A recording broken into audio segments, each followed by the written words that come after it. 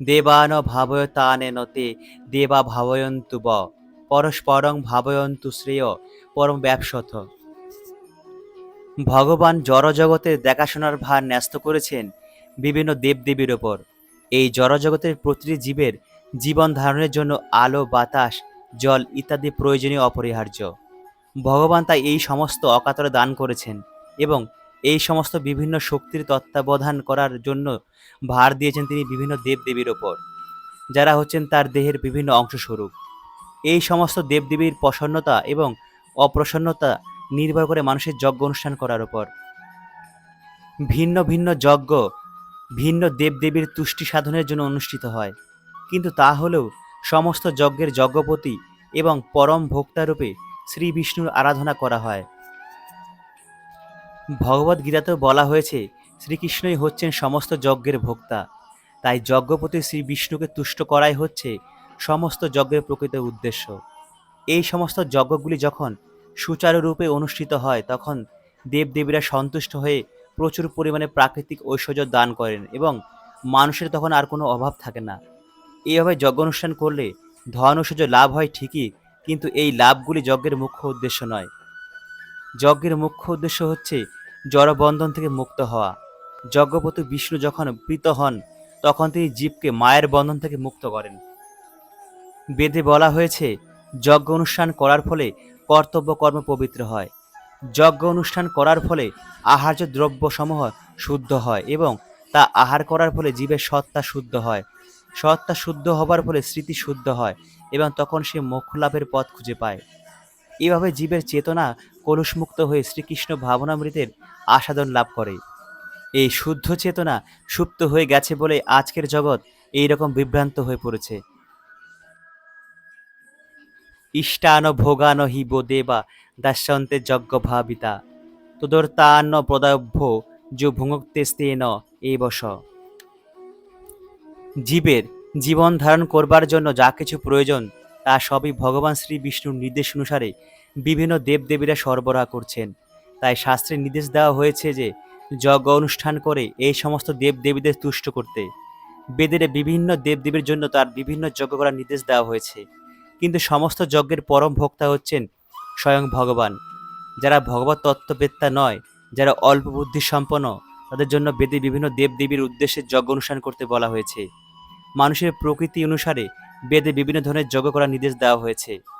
এভাবে প্রকৃতি অনুসারে বিভিন্ন দেবদেবীর পূজা করারও নির্দেশ দেওয়া হয়েছে। যেমন যারা মাংসাশী তাদের জরা প্রকৃতির বিভৎসরূপী কালী পূজা করার নির্দেশ দেওয়া হয়েছে এবং কালীর কাছে পশু বলি দেওয়ার বিধান দেওয়া হয়েছে। কিন্তু যারা সত্যগুণে অধিষ্ঠিত তাদের নির্দেশ দেওয়া হয়েছে পরমেশ্বর ভগবান শ্রী বিষ্ণুর আরাধনা করতে। সমস্ত যজ্ঞের উদ্দেশ্যই হচ্ছে ধীরে ধীরে জড় পর্যায়ে অতিক্রম করে অপ্রাকৃত পর্যায়ে উন্নীত হওয়া। সাধারণ লোকেদের জন্য অন্তত পঞ্চ মহাযজ্ঞ নামক একটি 5টি যজ্ঞের অনুষ্ঠান করার অবশ্য কর্তব্য। আমাদের বোঝা উচিত যে মনুষ্য সমাজে যা কিছু প্রয়োজন তা সবই আসছে ভগবানের প্রতিনিধি বিভিন্ন দেবদেবীদের কাছ থেকে। কোনো কিছু তৈরি করার ক্ষমতা আমাদের নেই। যেমন আমাদের খাদ্য, ফল মূল, শাক সবজি, দুধ, চিনি, এগুলির কোনোটাই আমরা তৈরি করতে পারি না। আমাদের নিত্য প্রয়োজনীয় জিনিসপত্র যেমন আলো, বাতাস, জল ইত্যাদিও কেউ তৈরি করতে পারে না। ভগবানের ইচ্ছার ফলেই সূর্যকিরণ দান করে, চন্দ্র জ্যোৎস্না বিতরণ করে, বায়ু প্রবাহিত হয়, বৃষ্টির ধারায় ধরণী রসসিক্ত হয়। এগুলি ছাড়া কেউই বাঁচতে পারে না। এভাবে আমরা দেখতে পাই আমাদের জীবন ধারণ করার জন্য যা কিছু প্রয়োজন তা সবই ভগবানের আমাদের দিচ্ছেন। এমনকি কলকারখানায় আমরা যে সমস্ত জিনিস বানাচ্ছি তাও তৈরি হচ্ছে ভগবানের দেওয়া উপাদানগুলি দিয়ে। আমাদের অগোচরে ভগবান আমাদের সমস্ত প্রয়োজনগুলি মিটিয়ে দিয়েছেন, যাতে আমরা সচ্ছল জীবনযাপন করে ভগবত তত্ত্বজ্ঞান লাভ করে জড়জগতের বন্ধন থেকে মুক্ত হতে পারি। জীবনের এই উদ্দেশ্য সাধিত হয় যজ্ঞ অনুষ্ঠান করার মাধ্যমে। আমরা যদি জীবনের উদ্দেশ্য ভুলে গিয়ে ভগবানের দেওয়া সম্পদগুলি কেবল ইন্দ্রিয় সুখ ভোগের জন্য ব্যবহার করি এবং তার বিনিময়ে ভগবানকে এবং তার প্রতিনিধিদের কিছুই না দিই, তবে তা চুরি করারই শামিল। এবং তা যদি আমরা করি তাহলে প্রকৃতির আইনে আমাদের শাস্তি ভোগ করতে হবে। যে সমাজ চোরের সমাজ তা কখনোই সুখী হতে পারে না, কারণ তাদের জীবনের কোনো উদ্দেশ্যই নেই। যে সমস্ত চোরেরা ভগবানের সম্পদ চুরি করে জড়জগৎকে ভোগ করতে উন্মত্ত, তাদের জীবনে কোনো উদ্দেশ্য নেই। তাদের একমাত্র বাসনা হচ্ছে জড় ইন্দ্রিয়ের সুখ ভোগ করা। যজ্ঞ করে কিভাবে ভগবানকে ইন্দ্রিয়কে তুষ্ট করতে হয় তা তারা জানে না। শ্রী চৈতন্য মহাপ্রভু সবচেয়ে সহজ যজ্ঞ সংকীর্তন যজ্ঞের প্রবর্তন করে গেছেন। এই যজ্ঞ যে কেউ অনুষ্ঠান করতে পারে এবং তার ফলে শ্রীকৃষ্ণ ভাবনার অমৃত পান করতে পারে। যজ্ঞ শিষ্টাসীন সন্ত মুচন্তে সর্বকিল বিষয়ী ভুঞ্জতে তখং পাপা যে পচন্তাত্ম কারণাৎ। যে ভগবত ভক্ত শ্রীকৃষ্ণ ভাবনামৃত প্রাণ করেছেন তাকে বলা হয় সন্ত। তিনি সবসময় ভগবানের চিন্তায় মগ্ন। ব্রহ্মসংহিতে তার বর্ণনা করে বলা হয়েছে, প্রেমাঞ্জনের দ্বারা যাদের দৃষ্টি রঞ্জিত হয়েছে সেই সন্তরা তাদের হৃদয়ে অচিন্ত গুণবিশিষ্ট শ্যামসুন্দর কৃষ্ণকে অবলোকন করেন। যেহেতু সন্তগণ সদা সর্বদাই পরম পুরুষোত্তম ভগবান গোবিন্দ সকল আনন্দ সুখের প্রদায়ক অথবা মুকুন্দ মুক্তিদাতা অথবা শ্রীকৃষ্ণ সর্বাকর্ষক পুরুষ এর প্রেমে মগ্ন থাকেন, সেজন্য তারা ভগবানকে প্রথমে অর্পণ না করে কোনো কিছু গ্রহণ করেন না।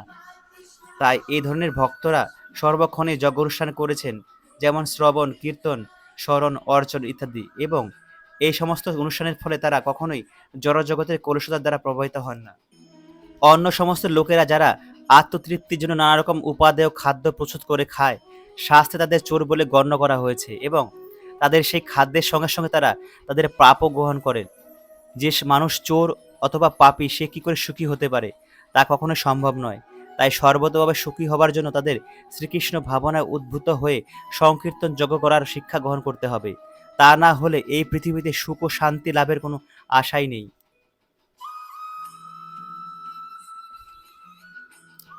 অন্নাদ ভবন্তি ভূতানি পর্যন্যদন্য সম্ভব যজ্ঞাদ ভবতি পর্জন্য যজ্ঞ কর্ম সমুদ্ভব।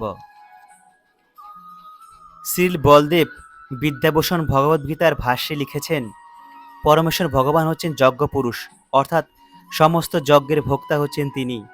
তিনি হচ্ছেন সমস্ত দেবদেবীরও ঈশ্বর। দেহের অঙ্গ প্রত্যঙ্গ যেমন সারা দেহের সেবা করে, ভগবানের অঙ্গস্বরূপ বিভিন্ন দেবদেবীরাও তেমন ভগবানের সেবা করেন।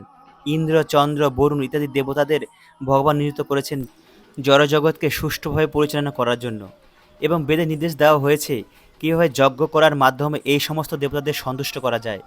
এভাবে সন্তুষ্ট হলে তারা আলো বাতাস জল ইত্যাদি দান করেন, যার ফলে প্রচুর পরিমাণে ফসল উৎপন্ন হয়। ভগবান শ্রীকৃষ্ণের আরাধনা করা হলে ভগবানের অংশবিশেষ দেবদেবীরাও সেই সঙ্গে পূজিত হন। তাই আর তাদের আলাদা করে পূজা করার কোনো প্রয়োজনীয়তা থাকে না। তাই ভগবানের ভক্তরা ভগবানকে সমস্ত খাদ্যদ্রব্য নিবেদন করে তারপর তা গ্রহণ করেন। এভাবে খাদ্য গ্রহণ করা চর্চার ফলে শুধু যে দেহের মধ্যে সঞ্চিত বিগত পাপ কর্মফল সব নষ্ট হয়ে যায় তাই নয়, জরা প্রকৃতির সমস্ত কলুষতা দেহ থেকে প্রতিষেধ লাভ করে। যখন কোনো সংক্রমণ ব্যাধি মহামারী রূপে ছড়িয়ে পড়ে তখন রোগ প্রতিষেধক টিকা নিলে মানুষ তা থেকে রক্ষা পায়। সেই রকম ভগবান শ্রী বিষ্ণুকে অর্পণ করার পর সেই আহার্য প্রসাদ রূপে গ্রহণ করলে জড়জাগতিক রোগ ব্যাধি থেকে যথেষ্ট রক্ষা পাওয়া যায়, এবং যারা এভাবে চর্চা করেন তাদের ভগবত ভক্ত বলা হয়। অর্থাৎ যে কেবল শ্রীকৃষ্ণ প্রসাদ গ্রহণ করে জীবন ধারণ করে তার পূর্বকৃত সমস্ত পাপ ক্ষয় হয়ে যায়, এবং এভাবে পাপ মুক্ত হয়ে পবিত্র হলে অচিরেই সে তার আত্মার স্বরূপ উপলব্ধি করতে পারে। পক্ষান্তরে যে ভগবানকে নিবেদন না করে খাদ্য গ্রহণ করে কেবল নিজের ইন্দ্রিয় তৃপ্তি লাভের জন্য, তার পাপের বোঝা বাড়তে থাকে এবং তাদের মনোবৃত্তি অনুসারে তার পরবর্তী জীবনে নিকৃষ্ট পশুদেহ ধারণ করে। এই জড়জগতের সংস্পর্শে এলেই জীব ভবরোগের দ্বারা আক্রান্ত হয় এবং তার চেতনা কলুষিত হয়ে পড়ে। কিন্তু শ্রীকৃষ্ণ প্রসাদ গ্রহণ করলে জীবের চেতনা কলুষমুক্ত হয় এবং সে তার শুদ্ধ সত্তায় অধিষ্ঠিত হয়। তাই যে তা না করে না সে ভবরোগের দ্বারা আক্রান্ত হয়ে যন্ত্রণা ভোগ করে। খাদ্যশস্য শাকসবজি ফলমূলই হচ্ছে মানুষের প্রকৃত আহার্য, আর পশুরা মানুষের উচ্ছিষ্ট এবং ঘাস পাতা খেয়ে জীবন ধারণ করে। যে সমস্ত মানুষ আমিষ আহার করে তাদেরও প্রকৃতপক্ষে গাছপালার উপর নির্ভর করতে হয়, কারণ যে পশু মাংস তারা আহার করে তারা পশুগুলো গাছপালা ও অন্যান্য উদ্ভিদ দ্বারাই পুষ্ট। এভাবে আমরা বুঝতে পারি যে প্রকৃতির দান মাঠের ফসলের উপর নির্ভর করেই আমরা প্রকৃতপক্ষে জীবন ধারণ করি। বড় বড় কলকারখানায় তৈরি জিনিসের উপর নির্ভর করে নয়। আকাশ থেকে বৃষ্টি হওয়ার ফলে খেতে ফসল হয়। এই বৃষ্টি নিয়ন্ত্রণ করেন ইন্দ্র চন্দ্র সূর্য ইত্যাদি দেবতারা। এরা সকলেই হচ্ছেন ভগবানের আজ্ঞাবাহক ভৃত্য।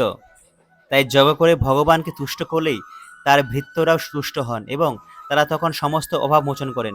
এই যুগের জন্য নির্ধারিত যজ্ঞ হচ্ছে সংকীর্তন যজ্ঞ, এবং সকলেরই কর্তব্য হচ্ছে এই যজ্ঞ অনুষ্ঠান করা। তা করলে মানুষের খাওয়া পড়ার আর কোনো অভাব থাকবে না। কর্ম ব্রহ্মোদ্ভবং বিদ্ধি ব্রহ্মাক্ষর সমুদ্ভবম তস্মাৎ সর্বগতং ব্রহ্ম নিত্যং যজ্ঞে প্রতিষ্ঠিতম। যজ্ঞার্থ কর্ম অর্থাৎ ভগবান শ্রীকৃষ্ণ তুষ্ট করার জন্য কর্তব্যকর্ম সাধন করাটাই হচ্ছে একমাত্র করণীয়। সে কথা এই শ্লোক দুটিতে বিশেষ স্পষ্টভাবে প্রতিপন্ন করা হচ্ছে। যজ্ঞপুরুষ শ্রী বিষ্ণুর সন্তুষ্টির জন্যই যখন আমাদের কর্ম করতে হয়, তখন আমাদের কর্তব্য হচ্ছে বেদের নির্দেশ অনুসারে সমস্ত কর্ম সাধন করা। বেদে সমস্ত কর্ম পদ্ধতির বর্ণনা করা হয়েছে। বেদে অনুমোদিত হয়নি যে কর্ম, তাকে বলা হয় বিকর্ম বা পাপ কর্ম। এই তাই বেদের নির্দেশ অনুসারে সমস্ত কর্ম করাটাই হচ্ছে বুদ্ধিমানের কাজ। তাতে কর্মফলের বন্ধন থেকে মুক্ত থাকা যায়।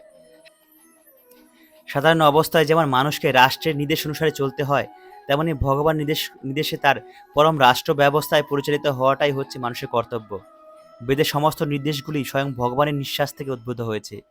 তাতে বলা হয়েছে ঋগ্বেদ, যজুর্বেদ, সামবেদ এবং অথর্ববেদ এই সবকটি বেদই ভগবান নিঃশ্বাস থেকে উদ্ভূত হয়েছে। ভগবান সর্বশক্তিমান, তিনি নিঃশ্বাসের দ্বারাও কথা বলতে পারেন। ব্রহ্ম সংহিতাতেও বলা হয়েছে সর্বশক্তিমান ভগবান তার যে কোনো ইন্দ্রিয়ের দ্বারা সবকটি ইন্দ্রিয়ের কাজ করতে পারেন। ভগবান তার নিঃশ্বাসের দ্বারা কথা বলতে পারেন, তার দৃষ্টি দ্বারা গর্ভ সঞ্চয় করতে পারেন। ভগবান জড় প্রকৃতির প্রতি দৃষ্টিপাত করেন এবং তার ফলে সমস্ত বিশ্ব চরাচরে প্রাণের সঞ্চার হয়। জড়া প্রকৃতির গর্ভে জীব সৃষ্টি করার পর ভগবান এই সমস্ত বদ্ধ জীবরা যাতে জড়বন্ধন মুক্ত হয়ে তাদের কাছে ফিরে আসতে পারে, সেজন্য বৈদিক জ্ঞান দান করেন। আমাদের মনে রাখা উচিত, এই জড়জগতের প্রতিটি জীবই ভোগ করতে চায়। তাই অপার করুণাময় ভগবান তাকে তার আকাঙ্ক্ষিত জড়সুখ ভোগ করার মাধ্যমে তার কাছে ফিরে যাবার উপায় নির্ধারণ করে বেদ দান করেছেন। জড়জগতের দুঃখময় বন্ধন থেকে মুক্ত হবার জন্য ভগবান জীবকে এইভাবে করুণা করেছেন। তাই প্রতিটি জীবের কর্তব্য হচ্ছে শ্রীকৃষ্ণ ভাবনায় উদ্ভূত হয়ে সংকীর্তন যজ্ঞ করা। যারা বৈদিক নির্দেশ অনুসারে জীবনযাপন করতে পারে না, তারা যদি কৃষ্ণ চেতনা বা কৃষ্ণ ভক্তি লাভ করতে পারে, তবে তারাও বৈদিক যজ্ঞের সমস্ত সুফলগুলি লাভ করে। এবং প্রবর্তিতং চক্রং নানুবর্ততিহ য অঘায়রিন্দ্রিয় আরাম মোঘং পার্থ সজীবতি। বৈষয়িক জীবন দর্শন অনুসারে অক্লান্ত পরিশ্রম করে অর্থ উপার্জন করে ইন্দ্রিয় সুখ ভোগ করার যে অর্থহীন প্রচেষ্টা, ভগবান তাকে অতি ভয়ঙ্কর পাপের জীবন বলে তা পরিত্যাগ করতে নির্দেশ দিচ্ছেন। তাই যারা জড়জাগতিক সুখ ভোগ করতে চায়, তাদের এই সমস্ত যজ্ঞ অনুষ্ঠান করা অবশ্য কর্তব্য। যারা তা করে না, তারা অত্যন্ত জঘন্য জীবনযাপন করেছে। তাদের পাপের বোঝা ক্রমশ বেড়ে চলেছে এবং তারা ক্রমশ অধঃপতিত হচ্ছে। প্রকৃতির নিয়মে এই মনুষ্য জীবন পাওয়ার উদ্দেশ্য হচ্ছে কর্মযোগ, জ্ঞানযোগ বা ভক্তিযোগ অবলম্বন করে আত্মতত্ত্বজ্ঞান লাভ করা। যারা এই যোগমার্গে ভগবত তত্ত্ব অনুসন্ধান করেছেন, তারা পাপ পুণ্যের অতীত, তাই তাদের যজ্ঞ অনুষ্ঠান করার কোনো প্রয়োজনীয়তা নেই। কিন্তু যারা জড় বিষয়ে ভোগে লিপ্ত, তাদের এই সমস্ত যজ্ঞ করার মাধ্যমে পাপ মুক্ত হতে হয়। মানুষ নানা রকমের কর্মে লিপ্ত থাকতে পারে, কিন্তু ভগবানের সেবায় কর্তব্যকর্ম না করা হলে সমস্ত কর্ম সাধিত হয় ইন্দ্রিয় তৃপ্তির জন্য। তাই পুণ্যকর্ম করে তাদের পাপের ভার লাঘব করতে হয়। যে সমস্ত মানুষ কামনা বাসনার বন্ধনে আবদ্ধ, তারা ইন্দ্রিয় সুখ ভোগ করতে চায়। ভগবান শ্রীকৃষ্ণ তাই তাদের জন্য যজ্ঞের প্রবর্তন করেছেন, যাতে তারা তাদের আকাঙ্ক্ষিত ইন্দ্রিয় সুখ ভোগ করতে পারে, অথচ সেই কর্মের ফলের বন্ধনে আবদ্ধ না হয়ে পড়ে। এই জগতের উন্নতি আমাদের প্রচেষ্টার উপর নির্ভর করে না, করে ভগবানের আজ্ঞাবাহক দেবদেবীর উপর। তাই বেদের নির্দেশ অনুসারে যজ্ঞ করে দেবদেবীদের তুষ্ট করা হলে পৃথিবীর সর্বাঙ্গীন উন্নতি সাধিত হয়। আপাত দৃষ্টিতে মনে হয় যে বিভিন্ন দেবদেবীদের তুষ্ট করার জন্য যজ্ঞের অনুষ্ঠান করা হয়, কিন্তু প্রকৃতপক্ষে যজ্ঞ অনুষ্ঠান করার উদ্দেশ্য হচ্ছে ভগবান শ্রীকৃষ্ণকে তুষ্ট করা, এবং এভাবে যজ্ঞ অনুষ্ঠান করতে করতে জীবের অন্তরে কৃষ্ণ ভক্তির বিকাশ হয়। কিন্তু যজ্ঞ অনুষ্ঠান করা সত্ত্বেও যদি অন্তরে কৃষ্ণ ভক্তির উদয় না হয়, তবে বুঝতে হবে তা কেবল উদ্দেশ্যহীন নৈতিক আচার অনুষ্ঠান ছাড়া আর কিছু নয়। তাই মানুষের কর্তব্য হচ্ছে বেদের নির্দেশগুলিকে কেবল নৈতিক আচার অনুষ্ঠানের মধ্যে সীমিত না রেখে তার মাধ্যমে কৃষ্ণ ভক্তি লাভ করার চেষ্টা করা। যস্তাত্মরতিরেব সেদাত্মতৃপ্তশ্চ মানব আত্মনেব চ সন্তুষ্টতস্য কার্যং ন বিদ্যতে। যে সম্পূর্ণভাবে শ্রীকৃষ্ণ ভাবনাময় এবং কৃষ্ণ সেবায় যে সম্পূর্ণভাবে মগ্ন, তার আর অন্য কোনো কর্তব্য নেই। কৃষ্ণ ভক্তি লাভ করার ফলে তার অন্তর সম্পূর্ণভাবে কলুষমুক্ত হয়ে পবিত্র হয়েছে। হাজার হাজার যজ্ঞ অনুষ্ঠানেও যে ফল লাভ করা যায় না, কৃষ্ণ ভক্তির প্রভাবে তা মুহূর্তের মধ্যে শায়িত হয়। এভাবে চেতনা শুদ্ধ হলে জীব পরমেশ্বরের সঙ্গে তার নিত্যকালের সম্পর্ক উপলব্ধি করতে পারেন। তাই সে তখন বৈদিক নির্দেশ অনুসারে কর্তব্য অকর্তব্যের গণ্ডির মধ্যে থাকে না। এইরকম কৃষ্ণ ভক্ত জীবের আর জড় বিষয়শক্তি থাকে না, কামিনী কাঞ্চনের প্রতি আর কোনো মোহ থাকে না। নৈব তস্য কৃতে নার্থ না কৃতে নেহ কশ্চন ন চাস্য সর্বে ভূতেষু কশ্চিদর্থ প্যাপস্রায়। যে মানুষ তার স্বরূপ উপলব্ধি করতে জানতে পেরেছে যে সে হচ্ছে ভগবান শ্রীকৃষ্ণের নিত্য দাস, সে আর সামাজিক কর্তব্য অকর্তব্যের গণ্ডিতে আবদ্ধ থাকে না। কারণ সে তখন বুঝতে পারে শ্রীকৃষ্ণের সেবা করাটাই হচ্ছে একমাত্র কর্তব্য কর্ম। অনেকে আত্মজ্ঞান লাভ করার নাম করে কর্মবিহীন আলস্যপূর্ণ জীবনযাপন করে, কিন্তু পরবর্তী শ্লোকে ভগবান আমাদের বুঝিয়ে দিয়েছেন নিষ্কর্মা অলস লোকেরা কৃষ্ণ ভক্তি লাভ করতে পারে না। কারণ কৃষ্ণ ভক্তি মানে হচ্ছে কৃষ্ণ সেবা, শ্রীকৃষ্ণের দাসত্ব করা। তাই কৃষ্ণ ভক্ত একটি মুহূর্তকে নষ্ট হতে দেয় না, সে প্রতিটি মুহূর্তকে ভগবানের সেবায় নিয়োজিত করে। ভগবানের ভক্ত অন্যান্য দেবদেবীদের পূজা করাটাও কর্তব্য বলে মনে করে না, কারণ তিনি জানেন কেবল ভগবানের সেবা করলেই সকলের সেবা করা হয়। তস্মাদশক্ত সততং কার্যং কর্ম সমাচর অশক্ত হ্যাচরণ কর্ম পরমাপ্নোতি পুরুষ। নির্বিশেষবাদে জ্ঞানী মুক্তি চায়, কিন্তু ভক্ত কেবল পরম পুরুষ ভগবানকে চায়। তাই সদ্গুরু তত্ত্বাবধানে যখন কেউ ভগবানের সেবা করে তখন মানব জীবনে পরম উদ্দেশ্য সাহিত্য হয়।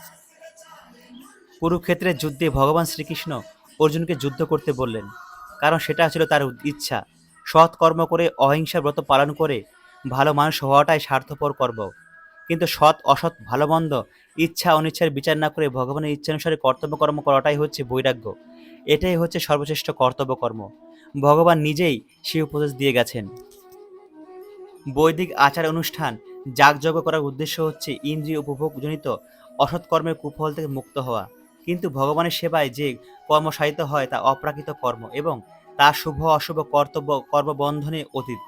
কৃষ্ণ ভক্ত যখন কোনো কর্তব্য কর্ম করেন তা তিনি তার ফল ভোগ করার জন্য করেন না, তা তিনি কেবল ভগবানের কে সেবা করার জন্য করেন। ভগবানের সেবা করার জন্য তিনি সব রকম কর্তব্য কর্ম করেন, কিন্তু তিনি সেই সমস্ত কর্ম থেকে সম্পূর্ণ নিষ্পৃহ থাকেন। কর্ম নৈব হি সংসিদ্ধিমাস্থিতা জনকাদয় লোকসংগ্রহমে বাপি সংপশ্যন কর্তু মহর্ষি। জনক, রাজা ইত্যাদি মহাজনেরা ছিলেন ভগবত তত্ত্বজ্ঞানী, তাই বেদের নির্দেশ অনুসারে তারা নানা রকম যাগযজ্ঞ করার কোনো প্রয়োজনীয়তা ছিল না। কিন্তু তা সত্ত্বেও লোকশিক্ষার জন্য তারা পুঙ্খানুপুঙ্খভাবে সমস্ত বৈদিক আচার অনুষ্ঠান করতেন। জনক রাজা ছিলেন সীতা দেবীর পিতা এবং শ্রীরামচন্দ্রের শ্বশুর, অর্থাৎ তিনি ছিলেন ভগবানের অতি অন্তরঙ্গ ভক্ত। কিন্তু তা বলে তারা নিজেদের রাজকর্ম কোনো রকম অবহেলা করতেন না। শাস্ত্রানুযায়ী কর্তব্যকর্ম কীভাবে পালন করতে হয় তা তিনি পরদের শেখাতেন। ভগবান শ্রীকৃষ্ণ এবং তার চিরন্তন সখা অর্জুনের পক্ষে কুরুক্ষেত্রে যুদ্ধ করার কোনো দরকারই ছিল না, কিন্তু সদুপদেশ ব্যর্থ হলে সহিংস উপায় অবলম্বনের কোনো প্রয়োজন আছে একথা সাধারণ মানুষকে বোঝাবার জন্যই তারা যুদ্ধ করতে নেমেছিলেন। কুরুক্ষেত্র যুদ্ধের আগে শান্তি স্থাপন করার চেষ্টা করেছিলেন, কিন্তু দুরাত্মারা যুদ্ধ করতে বদ্ধপরিকর হলো। এই রকম অবস্থায় যথার্থ কারণে হিংসার আশ্রয় নিয়ে তাদের উপযুক্ত শিক্ষা দেওয়াটাই অবশ্য কর্তব্য। ভগবানের ভক্ত নিজে জড়জগৎ থেকে ভোগ করতে চান না, কিন্তু তবুও তিনি সাধারণ মানুষকে শিক্ষা দেওয়ার জন্য জাগতিক কর্তব্য কর্মগুলি সম্পাদন করেন। শুদ্ধ শ্রীকৃষ্ণ ভক্ত এমনভাবে কর্ম করেন যাতে সকলে তার অনুগামী হয়ে ভগবত ভক্তি লাভ করতে পারে, সে কথা পরবর্তী শ্লোকে বলা হয়েছে।